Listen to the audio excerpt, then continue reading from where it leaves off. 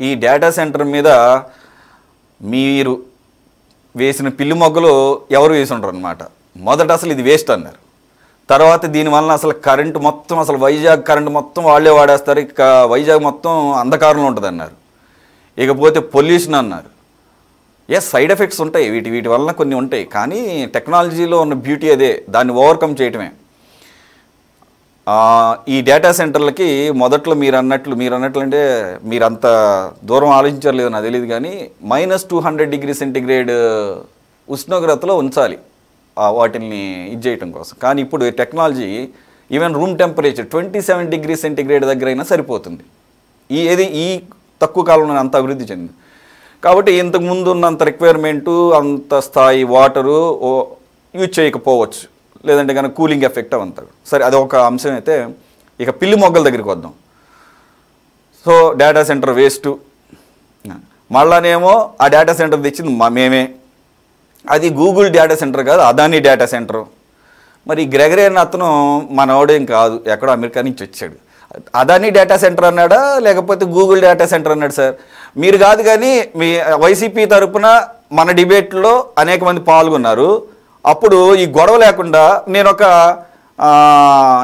దాన్ని ఏమంటారు ప్రతిపాదన చేశాను. ఏంటంటే అఫీషియల్గా రేపు ప్రపంచం అంతా దీన్ని అదానీ సెంటర్గా కనుక ఒప్పుకొని దాన్ని అట్లాగే కనుక పిలిస్తే క్రెడిట్ గోస్ టు వైసీపీ. అలా కాకుండా ఇది గూగుల్ సెంటర్ అయ్యి ఉంటే కనుక క్రెడిట్ గోస్ టు టీడీపీ అంటే అప్పుడు ఓకే అన్నారు. ఏది దీని మీద వాదనలు ప్రతివాదనలు అన్నప్పుడు ఇక ఇది చెప్పాల్సి వచ్చింది.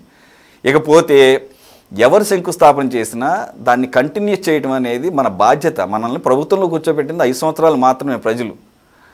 అంతేగాని గత ప్రభుత్వం చేసిన దాన్ని క్యాన్సిల్ చేసేసి మళ్ళీ ఇక్కడి నుంచి నేను స్టార్ట్ చేస్తా 5 సంవత్సరాల్లో అయిపోద్దని ఎట్లా మీరే ఉన్నారు. ఇప్పుడు 2019 జనవరిలో ఈ మీరు అన్నట్లుగా అదానీ డేటా సెంటర్కి చంద్రబాబు నాయుడు గారు పదవి కోల్పోయే ముందు శంకుస్థాపన చేశాడు.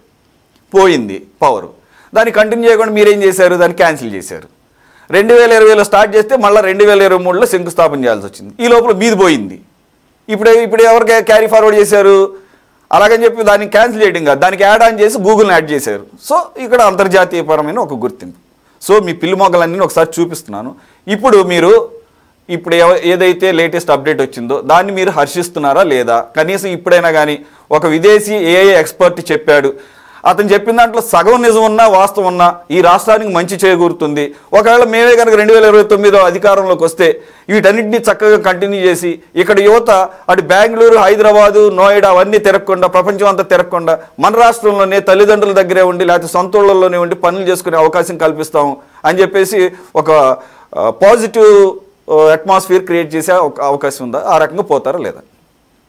ఒకటి సురేష్ గారు, మన ఏపీని డిజిటల్ హబ్గా మారుస్తాము అన్నది ఒకటి కొత్తగా వీళ్ళది వస్తున్నది వాహనం.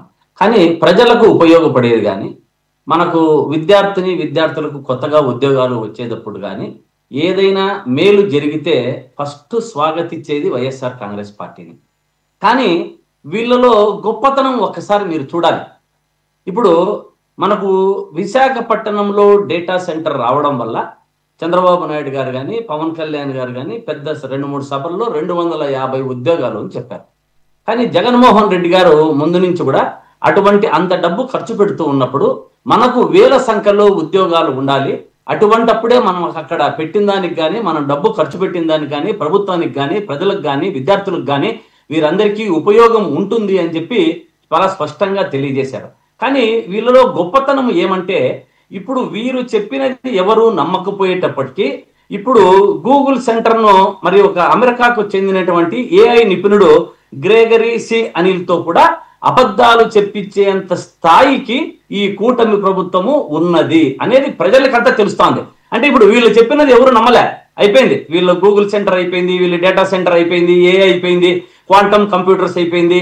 ఇటువంటివంతా కూడా అన్న కూడా ఇప్పుడు విశ్లేషకులు సార్ కూడా చెప్పారు దాంట్లోని అంతర్యాన్ని. కానీ ప్రజలకు ఉపయోగపడేది కానీ ప్రజలకు ఉపయోగపడితే కానీ ఫస్ట్ స్వాగతించేది, దాన్ని ముందుకు సపోర్ట్ చేసేది వైఎస్ఆర్ కాంగ్రెస్ పార్టీ నాయకులు కానీ మేము మా ద్వారా ప్రజలకు ఉపయోగపడుతుంది అని తెలియజేస్తాం. కానీ వీళ్ళు చేస్తున్నది ఏమంటే ప్రజలను మభ్యపెట్టి మసిపూసి మారేడికాయ చేసి వాళ్ళు చెప్పినది నమ్మకపోయేటప్పటికీ ఇప్పుడు ఆ గ్రెగరీ సి అనిల్తో గారితో కూడా ఒక పెద్ద అబద్ధాలు సృష్టించి చెప్పించగలిగారు. అంటే అటువంటి ఏఐ నిపుణునితోనే అబద్ధాలు చెప్పించారంటే వీళ్ళ గొప్పతనం ఏమి, వీరు ఇంకా ఏమైనా చేయగలరు, ఏమైనా చెప్పగలరు, ప్రజలను మభ్యపెట్టగలరు అనేది రాష్ట్ర ప్రజలకందరికీ స్పష్టంగా తెలుస్తా ఉంది అనేది గుర్తుపెట్టుకోవాలి. ఇప్పుడు గ్రేగరీ చెప్పినా, రేపొద్దున్నే ఇంకొక అంబరీ చెప్పినా, ఇంకొక రేగిరి చెప్పినా కూడా అక్కడ ఏమి జరుగుతా ఉంది, మన రాష్ట్రంలో ఏమి చేస్తున్నాము గతంలో చూసారు. చంద్రబాబు నాయుడు గారు మీరు ఇంతకుముందు చెప్పారు, మీరు అన్నట్టు గ్రెగరీ చెప్పినా ఎవరు చెప్పినా అబద్ధాలు చెప్తే ఖచ్చితంగా ఖండించాల్సింది. అంటే so Google CEO Sundar Pichai కూడా ఆ రోజు మాట్లాడిందంతా కూడా అబద్ధాలు మాట్లాడాడు. It is going to be game changer అని చెప్పేసి అన్నాడు కదా. ఒక్క నిమిషం ఆగండి సార్. అది నేను కోట్ చేస్తే మీ వైసీపీ ప్రతినిధి ఇదే డిబేట్లో ఒకరోజు సుందర్ పిచ్చే బందర్ పిచ్చే అన్నాడు. ఇక ఆ రోజు నుంచి నేను ఆయన పిలవటం ఆపేశాను. ఎందుకంటే ఓపెన్గా చెప్తున్నాను నేను, ఎందుకంటే దేనికైనా ఒక లిమిట్ ఉంటుంది. ఆ లిమిట్ దాటిన తర్వాత మన ప్రైడ్, సుందర్ పిచ్చే ఈజ్ అవర్ ప్రైడ్. ఓకే, ఆయన ఏ రాష్ట్రం వాడు ఇవన్నీ పక్కన పెడదాం, ఆయన ఎక్కడున్నాడు ఏంటనేది. ఇక్కడ రాజకీయాలతో సంబంధం లేదు, అంతర్జాతీయ రాజకీయాలతో అస్సలు సంబంధం లేదు.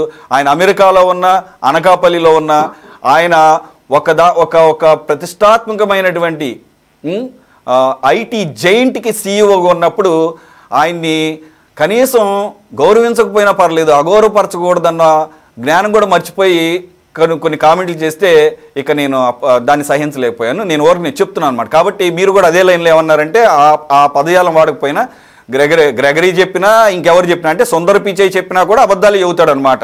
ఓకే సార్, మేము కూడా కొంచెం జాగ్రత్త పడతాము, ఎవరిని నమ్మకూడదని చెప్పేసి. సురేష్ గారు ఉండండి. నేను గతంలో అబద్ధాలు చెప్పకూడదు, చెప్పినది చెయ్యాలి, వారిది గ్రేగరీతో కూడా చెప్పించేంత సమర్థులు వీళ్ళు గతంలో చూసాం. హైదరాబాద్ లో ఐటీ హబ్ ను ఎవరు చేశారండి, ఎవరు దీన్ని తీసుకొచ్చినది? మన అప్పుడు ముఖ్యమంత్రి ఈయన తీసుకొని వచ్చారు, మన నేదురుమల్లి జనార్దన్ రెడ్డి గారు. కానీ చంద్రబాబు నాయుడు గారు ఏం చెప్తుంటారు, నేను చేశానని చెప్తుంటారు. అంటే ఏది చేసినా నేను చేసినానని కాదు, అది వ్యవస్థలో ఒక భాగము. శంకుస్థాపనతో పనవచ్చు సార్, శంకుస్థాపన ఏమో సార్, ఒక శిలాఫలకం అది.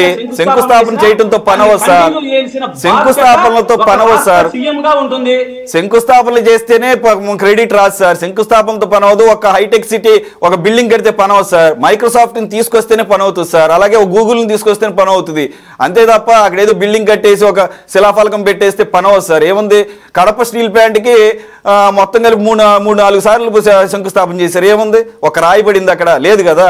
కాబట్టి ఎవరు రాయి పెట్టి అక్కడ దాన్ని ఇనిషియేషన్ తీసుకుంటారో, ప్రొయాక్టివ్గా ఉంటారో వాళ్ళ గురించి మాట్లాడుకుంటాం, వాళ్ళ గురించి చరిత్ర మాట్లాడుతుంది. చంద్రబాబు నాయుడు గారి పాత్ర హైదరాబాద్ ఐటీ విషయంలో చంద్రబాబు నాయుడు గారి పాత్ర ఆయన పూర్తి పాత్రని ఎవరు అనరు, పూర్తిగా ఆయన పాత్రే ఉందని అనరు. ఆయన ఒక ఇనిషియేషన్ తీసుకున్నాడు, దాన్ని చాలా ప్రొయాక్టివ్గా మూవ్ చేశాడు. కాబట్టి ఆయన పాత్ర చాలా గణనీయమైంది అనేది మీరే కాదు, ఆయన శత్రువులు కూడా ఒప్పుకుంటారు. ఈ మధ్య కేటీఆర్ గారు అనేక సందర్భాల్లో చెప్పారు, మొన్న మధ్య కూడా చెప్పారు. కాబట్టి వాటి గురించి ఎందుకులేండి. ఇంకోటి ఆయన బాధ్యత కూడా, ఆయన ముఖ్యమంత్రిగా మనం ఎన్నుకున్నాము, ఆయన డ్యూటీ ఆయన చేసాడు. ఓకే రైట్, ఆయన ఎక్కువ చెప్పుకుంటాడు, అది వేరే విషయం. ఆయన ప్రతి డయాస్ మీద చెప్పుకుంటాడు, ఎక్కువగా ఆయన అప్రిషియేట్ చేసుకుంటారు, అది వేరే విషయం. అది ఆయన కొంత నెగిటివ్ కూడా ఉంది, అది ఆయన చూసుకుంటారులేండి. సార్ కిషోర్ గారు కంక్లూడ్ చేసేద్దాం.